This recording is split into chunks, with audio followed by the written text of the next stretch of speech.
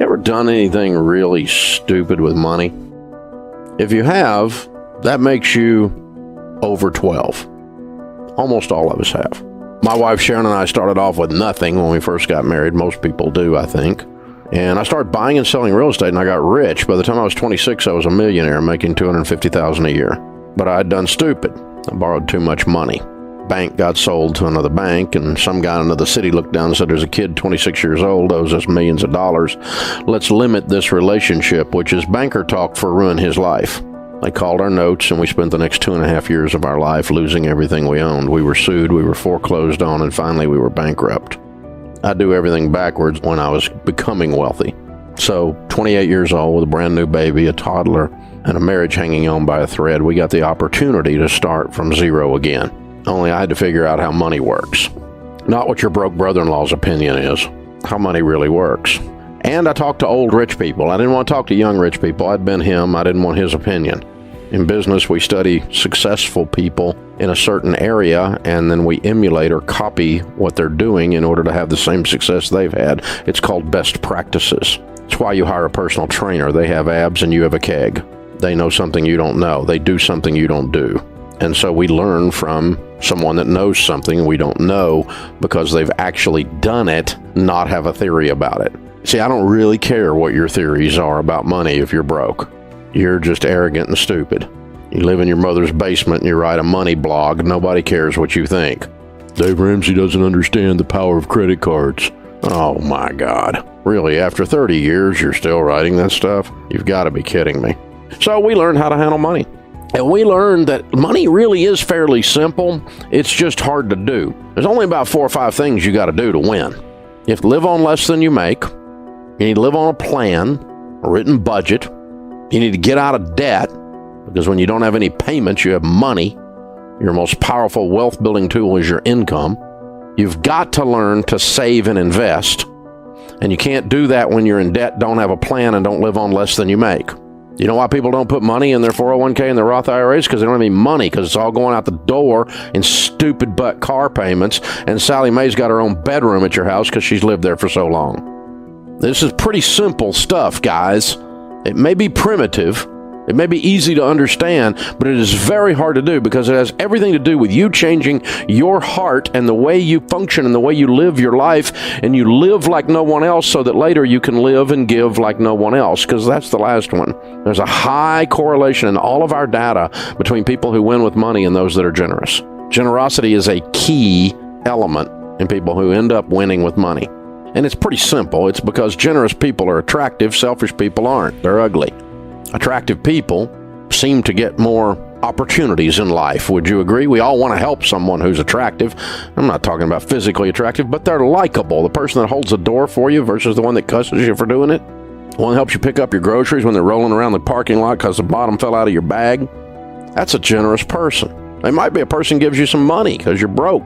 You don't have money for food, or you're going through a hard time and they help you out. There's a high correlation between generosity and financial success. And it's not that financial success allows people to be generous. It's that generosity causes people to be people that are lovable, likable, more than selfish people. And they have a tendency to prosper. It's a pretty easy formula, really, if you think about it. And when you're out of debt, hey, Ramsey doesn't understand the power of credit cards. Yeah, I do. I've watched the power of credit cards destroy people's lives for years. I absolutely understand the power of a credit card. And I've watched stupid people write clickbait articles about me and other people saying how to use a credit card, the proper way to use a credit card, and credit cards are good for reward points. Yeah, I've never met a millionaire that said, Dave, you know, I made all my money with airline miles. Dave, those Discover points put me over the top. That was my breakthrough financial moment. Never met a single millionaire, and I've met with thousands of millionaires. Never met one that said that. They all say, I can't believe people fall for credit card debt. I can't believe people continue to use these stupid credit cards. It's like half the population is dying of lung cancer, and everybody's standing around going, well, I guess cigarettes kill you. Well, no kidding. Unbelievable. The credit card is the cigarette of the financial world. It used to be cool. Everybody thought it was neat, and people are catching on that it ain't a good idea. Hello. This is not rocket science, people. Live on less than you make. Becky's on Twitter. Do you literally mean beans and rice, or is that an exaggeration to make a point? Becky, you've got to be kidding me. Do you really think people doing this plan only live on beans and rice? I mean, really? Of course not. It means lower your stupid butt lifestyle and quit spending money like you're in Congress is what it means. It means quit going out to eat. You're broke. It means quit buying the most expensive thing at Whole Paycheck over there and get your dadgum coupons out and have a meal plan and actually cook from scratch because it saves money, and don't go on vacation. You're broke. And don't buy that. You're broke. You have clothes in your closet. Stay out of the mall. Live on less than you make. That's what it means. You have to live on less than you make in order to pay off debt, in order to save and invest, in order to be generous. You can't spend more than you make and end up anywhere but in bankruptcy court. And people are doing it every day, everywhere. See, this stuff we teach here, folks, is not hard to understand. It's very hard to actually go and do it. Now, the stuff we teach here, and have for almost 30 years, is proven.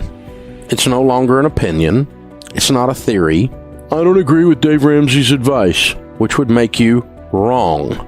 And I know you're writing a blog from your mother's basement and you're looking for clickbait using my name. I understand that, but you're wrong.